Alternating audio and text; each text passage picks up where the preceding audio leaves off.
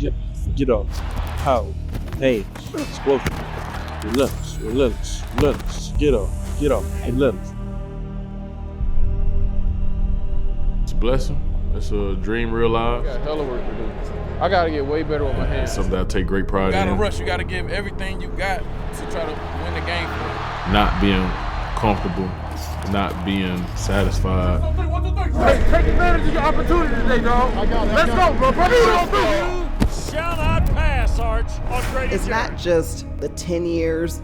It's been his life. It's the discipline in so many ways, whether it's physical with your body, your mental, the things you may want, the decisions that you make, the sacrifices that you make to chase your dream every day.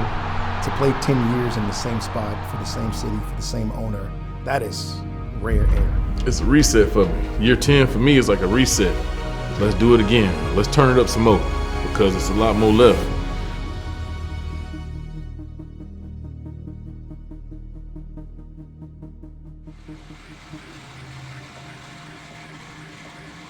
We're going to talk about the game, but I think one of the bigger stories coming out of it here, Arch, is the impact of Grady Jarrett going down. Jarrett left Sunday's game against the Titans very early. He's missed 3 regular season games, 135 out of 138 since he joined the Grady team. Jarrett, one of the faces of the franchise, we've learned will miss the rest of the season. It was actually the second play of the game where the injury happened. It was a basic, like just a cutoff block, knocked legs with the center as he was climbing up to the next level, and I felt our legs clash. So he's coming off the field and he looks right at me and he's like, I really thought it was just like a little, not even a strain, it was just a weird feeling.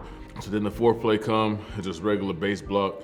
And as I try to shed the blocker, my leg just like give out, and then I know like something's wrong with it. he goes in the tent. And so I think Danny told me that they were taking him to the locker room. I was in there like telling to myself like, no way, like it's just like a little kink or something, you know, and I'm in there doing air squats. Get to the locker room and talk to him, and it was probably one of the most devastating moments that I've ever seen him go through. Like you could tell with the energy, you know, when Doc know, they do the test, and so unfortunately, you know, that's where my season was ended. The next day confirming that I did tear my ACL, and you know, I got back home Sunday night, and after the game, I'm like trying to be optimistic. The best feeling that I could equate it to for me in that moment was like a broken heart.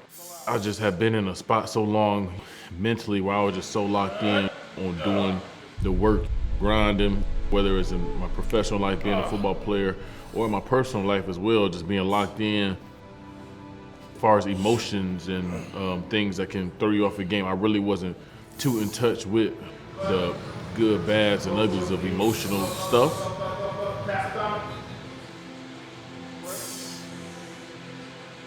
When this happened to me, because of football being a love of mine, you know, an escape, then I'm realizing like I'm not about to be able to do this and be out for the season, something I never had to go through. When I say broken heart, because you can't control that, how that emotion feel. You know, you feel like a sunken feeling in your stomach and chest, and it do show you that, you know, at the end of the day, we are all mortal. Trials and tribulations, they're gonna come, you know, and it's all about how you respond.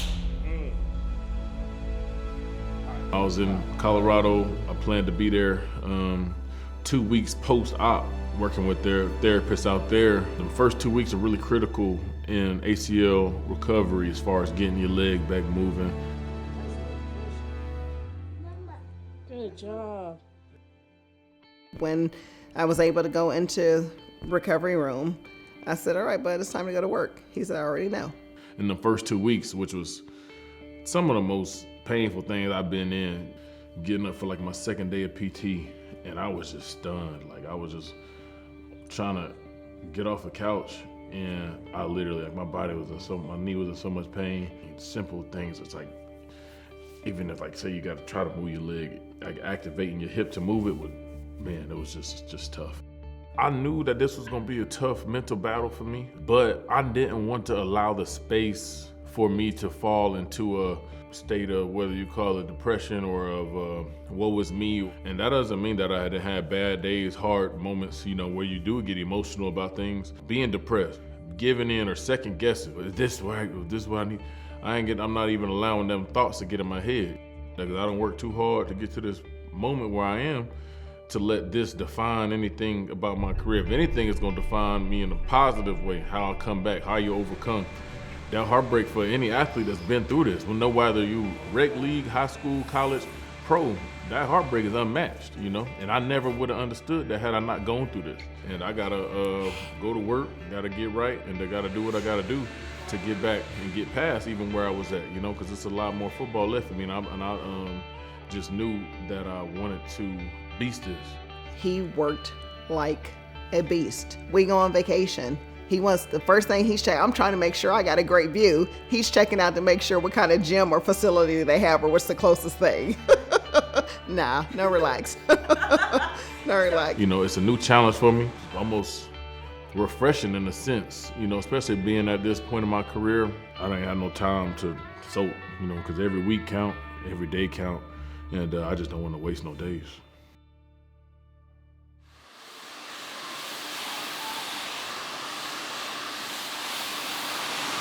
Blow dry lets you see how long my hair really is. Yeah, you know, I be working out, sweating, but that thing that's called that shrinkage now. They don't know nothing about that. They don't know nothing about that. Long hair don't care. Yeah, man. Do you have a favorite hairstyle that you've had over the years?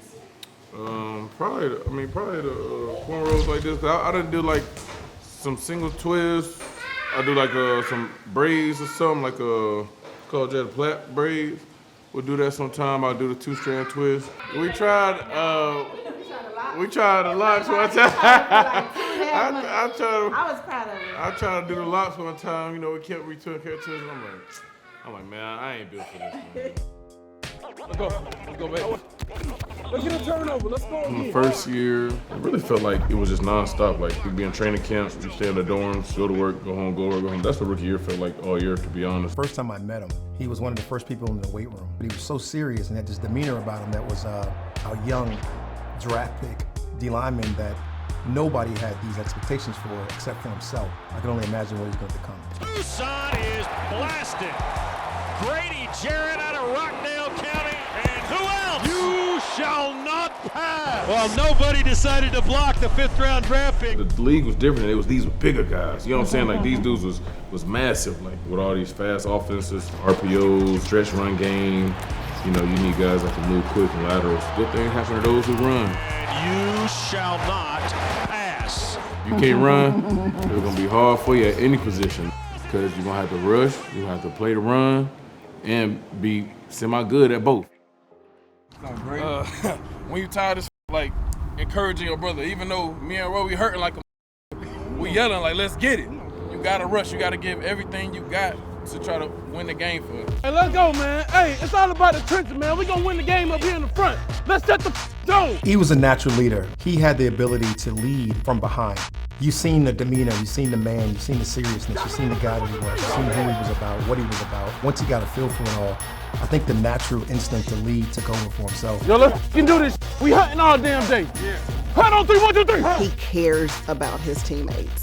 Like, literally cares about their well-being. He cares about sharing information. He speaks when he needs to, and when he does, I think everybody is willing to listen, whether it be a coach, whether it be a player, whether it be personnel department. Baby, everything you got, man.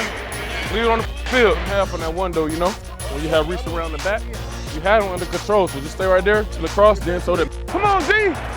Come on, D! Need you, baby. Need you, baby. I need every one of y'all. Any rookie, any vet, you know, he's gonna share it. He's gonna say, hey, come on, work out. This is what I do. This is where I go. You know, he's gonna share that information. And I think that continues to make him a better person and a standout person. Something that really sticks out to me for Grady the early years, definitely his first sack in the NFL, and that was against Tampa. Because that first sack is just so much pressure, how's it gonna feel when I get my first NFL sack? Even the first sack of the season is like, when is it gonna come? Right. You know what I'm saying? I was about to ask, like 10 years later. Yeah, you know what I'm saying? Winston the snap, and now he will be sacked. Looking to throw, up in the pocket, and he's tripped down, and then Jarrett polished him off. Every time we were playing them, Grady was No. But just keep working to do it. Doesn't just happen. You gotta go get it, do you? Wants to throw, pressure coming, he's sacked. Grady Jarrett out of Conyers, America. Yeah! And hits were like sacks. I remember one year I led my position quarterback hits, only had 4 sacks. How does this happen? And then you see somebody with 10 sacks, they got 10 hits. Every hit was a sack. Who was your favorite quarterback to sack? Like, who do you be like, you know what? I can't wait to sack this person. Everybody get a guess. Tom Brady? I mean, yeah, come on now. Everybody come lead when it's at Tom Brady. I've been fortunate to do it a couple times.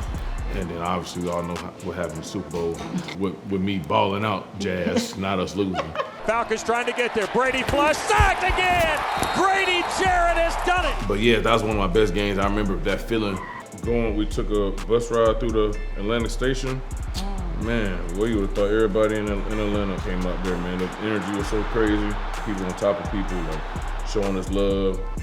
So I definitely want to get that feeling back.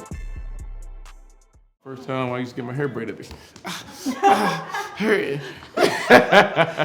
But now, That is true. Now I'll be good. Jazz got good hair too, man. Yes, You know what I'm saying? yes. Fridays usually be my longest day of the week. It's short at work, so say we got short work, and then I'll go see my sports doctor, and then by the time I get done with him, it may be like 5 o'clock.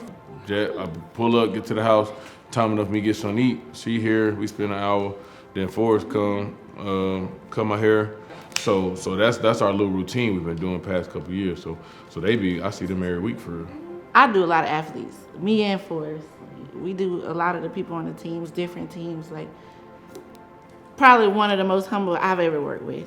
And it's like, it's a good thing to work with somebody who's like that, because you get to grow from it too. Like, he saw me come from like working at somebody's line to now on my own. Just to see him grow and then you growing with him is just like, what? What's your biggest goal for year 10? Year 10, man, I'm trying to get back in the postseason. Let's go, NFC Championship. Let's go. Win a championship, get back to the Pro Bowl. It's just about get back. You know what I'm saying? Get back healthy, get back on the field, go out there playing hair on fire. Grady Jarrett devours Alexander Madison. Sideline, sack, tackle for low, all that stuff, like being highly productive and really just having fun. Today we got a little chicken curry, some shrimp, some cabbage, some turkey bacon, and she be doing the thing, you know what I'm saying? I used to do all the cooking, but I don't cook too often no more, so. He is a chef. He knows how to get down. I can do steaks, chicken, like even like soul food stuff, all that, I can do all that, macaroni and cheese, yam. So Swisher could cook too, she know there? She can cook. I taught her how to cook. No, He taught everybody how to cook, and then he wants to say he's not a chef. He does everything. Boys always pull up on me, like he be at the facility and stuff, but he always make time to come see me, you know what I'm saying, everywhere I live. When somebody know you and see you grow over years and years, that's how you develop, you know what I'm saying, trust and just camaraderie, you know, so it's good to have that. And watch him grow as a man, like having his own family and everything, like it's funny just watching him around his son. Mm-hmm. What's up, dude? Oh, come on, let's go, my bad. Hey, K, L-M-N-P. You you can sing so good. So for me, like when he's getting double teamed, it's not recognized. Mm-hmm. But for 2 people to be on him, somebody else is free. Oh yeah, Detroit, right? Yeah, Detroit. yeah, It fact. was like 3 guys. Yep.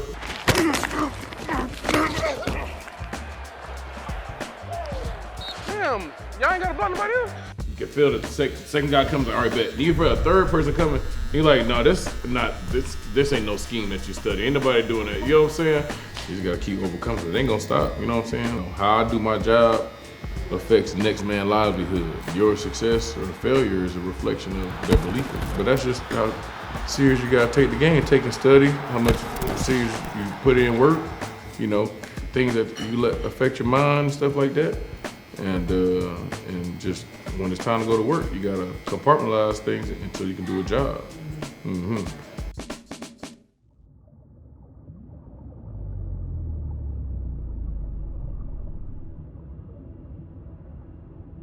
Really the basics of just trying to walk again. The mechanics of it, your leg, how to get your legs swinging through. I could give every piece of muscle might, and mind you, I done squatted hundreds of pounds over my lifetime. To get this leg up like that took everything in me. Things like that was just something that was just tough for me, seeming like vulnerable. And I take pride in, being a protector, whether it's my family or being a general, like being head on, going for it, going against other teams. I don't back down from nothing, and then just being in a place where you need a lot of help and assistance. A man like myself, man, I just want to get myself back to where, I can handle my business. So when I got to the point where I could just lift it like that, or lift it straight and go like that was big wins. And it made me kept going, and just trusting the process, going from being wheeled around the wheelchair, in and out of cars, like I gotta get my leg picked up with assistance. Then, you celebrate it for when you can just get in the car yourself or just sit down with bent knees, maybe at like 60 degrees because you can't get to 90. Just being able to sit down without assistance or standing up, without assistance, those become wins, and it help you mentally like feel better and get better. Like I'm getting right, and it may be small to somebody else, but it's a win for me today. I'm not the first person to have a season-ending injury, and I sure ain't gonna be the last. But I know in my mind, whatever come my way, I'm gonna conquer it. Still going through some hard days, but every win, I celebrate it.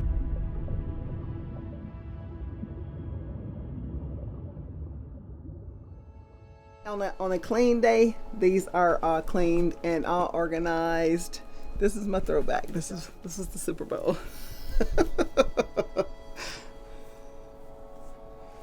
This is some of my favorites too. Again, this is travel, or if we're wearing white. All of my flights are made for the year.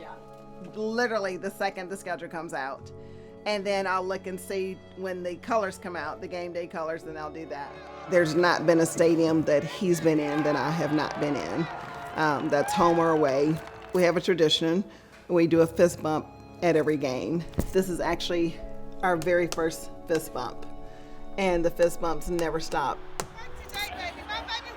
I'll give him a word every time. Depending on the team, sometimes the word is first step. That means get off. That first step. Or power, or perseverance, or endurance. This is one of our first fist bumps again. Every stadium, he finds me. But this is one of my best, and every year I get these. Every year he says amazing things. So to Mama, I love you, and I am so grateful for you. Thanks for 8 years in the NFL. Doesn't happen without you and everything you do. The best is yet to come. Grady, being my boy, he was just, at this point as an adult, my best friend.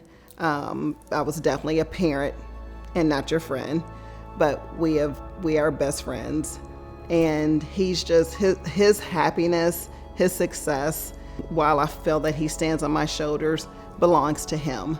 And I'm that mama that's just so proud. I'm so proud of the man that he is. This is kind of like my wall of fame. These are probably some of the most memorable moments in Grady's career. Super Bowl, this is right after one of the sacks, of course the shoes. The actual jersey that he played in still has some of the Patriots blue on the field, his gloves. And of course, he tied the Super Bowl record with the most single sacks in a Super Bowl. That's like absolutely amazing. The sacks, I don't know, but I'll tell you, there was a tackle for loss against Seattle. Seattle was doing a trick play. Fake it and they get nothing because Grady Jarrett spikes Luke Wilson. You shall not pass. Grady blew that play up. It was amazing. That continues to be, look, there's Shields, one of the best plays that he's done. I mean, just absolutely amazing. But I love, again, the third downs. That's when he shows up the most. That's when he is, crazy focused. And then these are extremely special to me. This is when he won the Watch Paint Man of the Year for the Atlanta Falcons.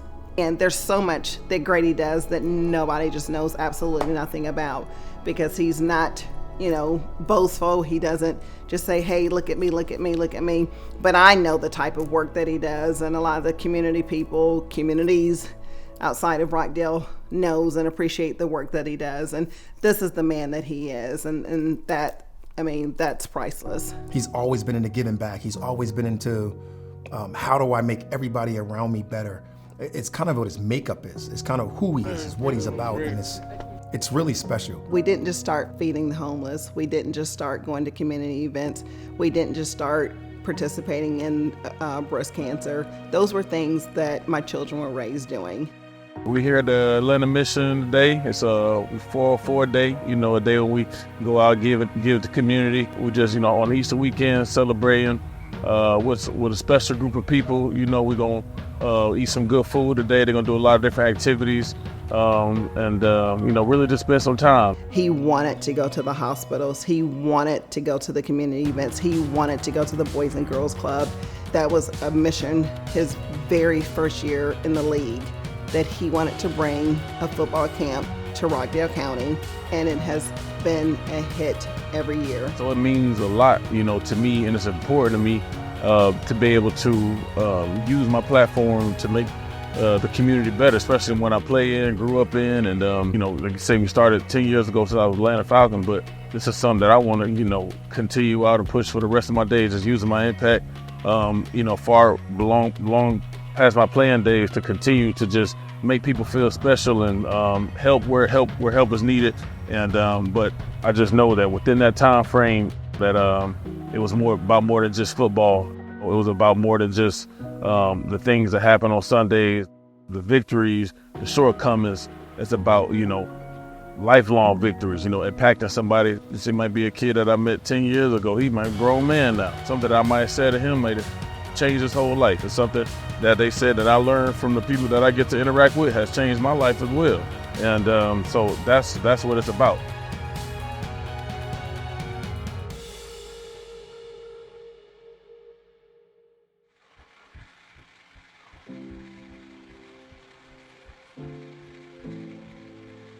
Something that I learned about myself was just really how much I do love the game. Me being, especially in this point in my career, in my life, having everything that I could dream of, doing everything I could dream of, and being unsatisfied knowing that I want to go play football was like all the confirmation that I needed. Like, what else would you want to do outside of football? What else would you want to do? But, when I'm willing and able and I'm good, my body ready to go, ain't nothing in the world that I'd rather do other than be playing football. That's something that I definitely knew about myself, but now I know it. I remember just recently listening to him on his first press conference when he came back. He almost painted the picture so well of how much pain that he went through not being able to be there for his guys. I missed 2 games my whole career up to that point, and I know that I could play through pain, I could play through things, but when my body not able, I know something was wrong. That was my first time watching a game, on the phone, just trying to be in tune with what's going on, especially the first 2 weeks after, and knowing that they out there practicing, I'm up here laid up. But the fight that he talked and the thing that you felt in his voice was the energy that he was going to put in order to get back to be the very best for his teammates, for the organization, for the city.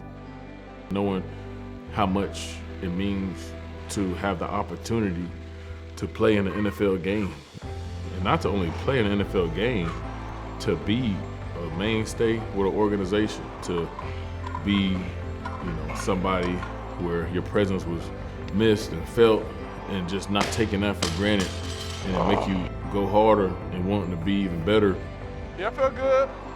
Whether that's player, more productive, more community, more interactive with fans. Because he's going to come back with a vengeance. He's going to come back with a mission. He's going to come back with something to prove. Not to anybody else, but to himself.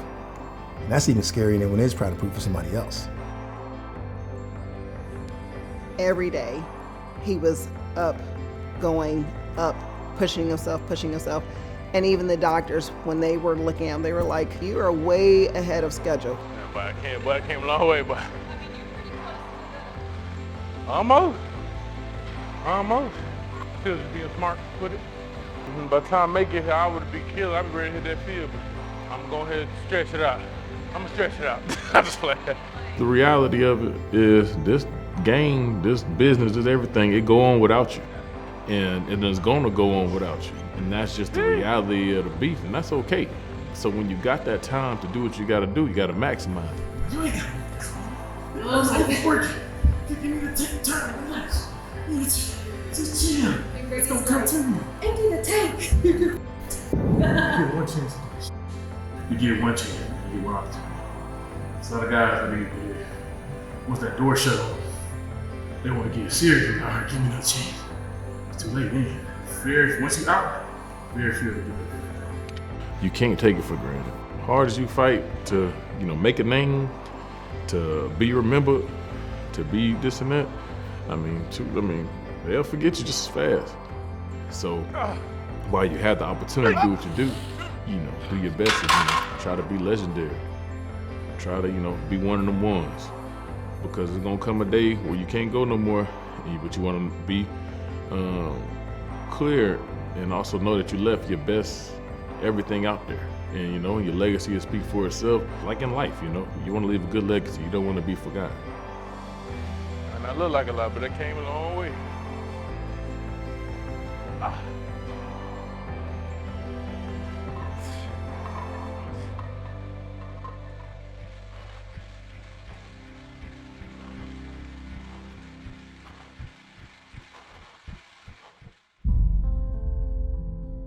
You always felt like he was the heart and soul.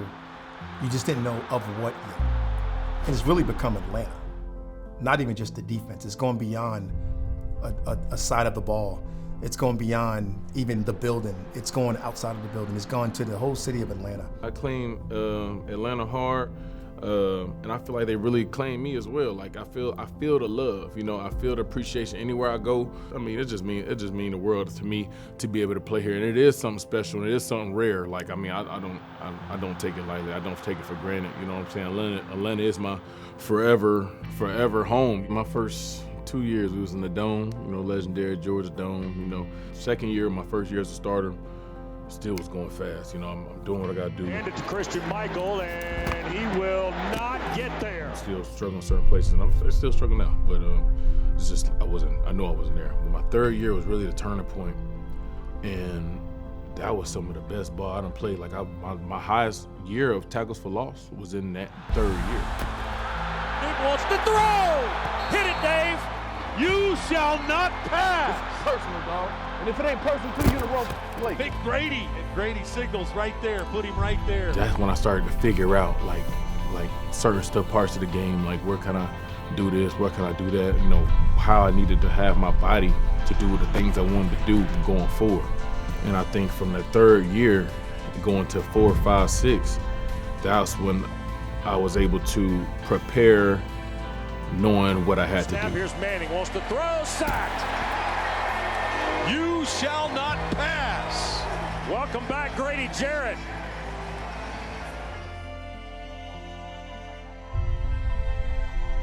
The team at the time, they tried to extend me after my third year, and which would have been a lot more money than I would have coming in. So I'm like, I don't want to sign a deal when I know that my best football is still ahead of me, And then so went into played my best year, my fourth year. Now in trouble, fumble of the football. It's scooped up, and it's Vic Beasley with it. Bet on myself, bet on myself.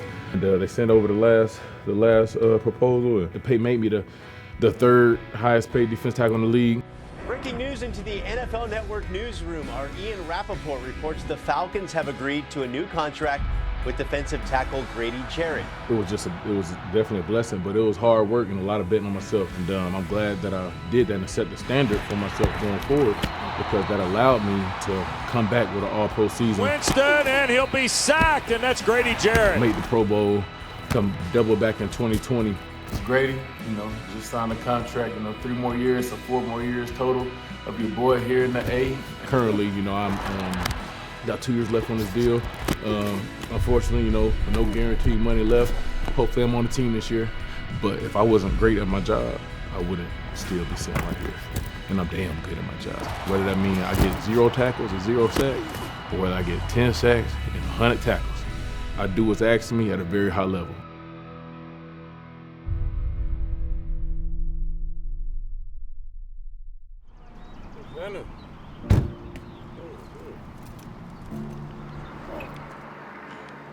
We've been struggling the past couple years, but I'm fortunate that the team has chose me to stick around and believe in me and allowing me to put myself in position and the team in position and believe him so we can get to the next level. There's no question he's an outstanding athlete. He's an outstanding leader.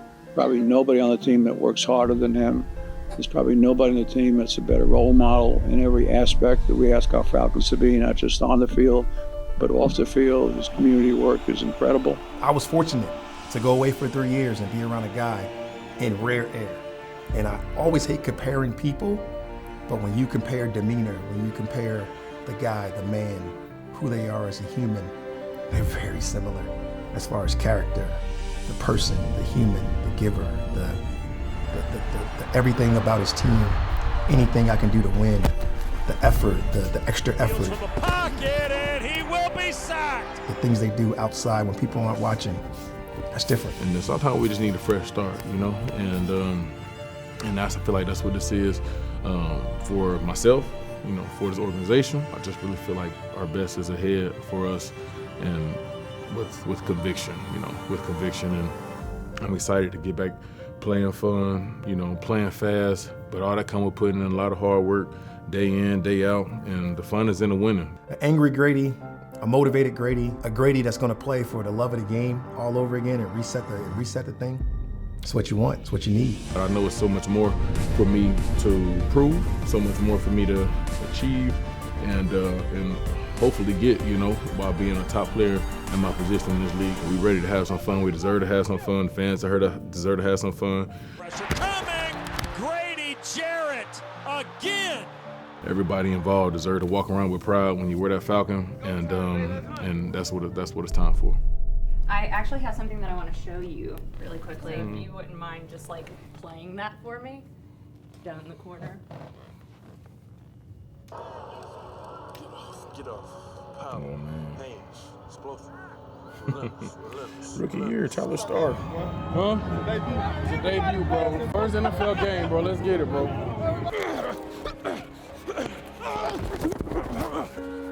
Let's get off the field. Let's get off the field. Let's get a turnover, man. Kick off return. See, they don't even know about that. Boys gonna kick off return. That's my first little I job. feel too tight in these pads, like. Got to block for Devin Hester, though. Everybody can't see that. But I really can't believe it, bro. No, like. This is like the hometown team, bro. I usually don't get like, you know what I'm saying, sentimental. This shit is kind of surreal. I mean, I always thought I was gonna be in the NFL, but it's just how it played out. You know, just taking in the moment. It was a surreal moment, you know what I'm saying? And just playing Georgia Dome, making it as a pro, you know, and then being my home. Oh man, that means the world. Like, even to be able to, you know, see my name still in here, and all these other names, like a lot of names have changed over the years, this and that, and to see my name be a consistent, that means so much to me.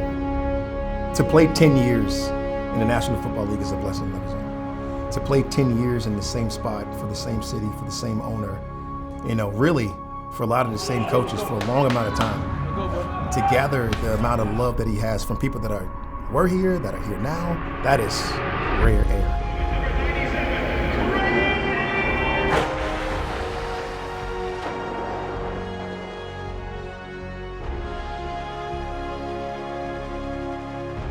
It's not just the 10 years, it's been his life. We didn't know that it would be the NFL. He worked very hard, but he's worked hard at everything that he's done. During that time, you know, I was figuring it out, but I had full confidence that I'll be sitting right here. That's just because I knew what was in me, you know, and just trusted that too. To the 22-year-old, I just say, boy, keep going. You're doing what you're supposed to do. Don't let nothing throw you off. Enjoy it like you have and like you will. Keep doing what you do. Keep doing what you're doing. When I go up, down, keep doing what you're doing. I'm saying, hopefully 42-year-old. I don't know about a 42-year-old D-tackle though. But when it's all said and done, I'm gonna be telling myself, keep doing what you're doing. I see the fire in my eyes in there, and it's still there. I'm trying to level it up, get the fourth, you know what I'm saying? I'm trying to really do something and leave a legacy that people can chase, and nothing is better than topping off that legacy with start playing some winning football, winning playoff games, winning Super Bowls, getting back to Pro Bowls after you having a hard stretch of, you know, things not going your way. I'm just super motivated to continue to elevate, and even coming off the injury to show that, you know, just because something has been away for a long time, it don't mean that you can't, you know, turn it up another notch. You know, just because somebody ain't did it before, that doesn't mean it can't be done. And you know, that's what I'm living and going through, walking through right now. And you know, I got full confidence that my best is always ahead of me. But I'm really walking that, talking that work for that, and I'm excited to get back on the field.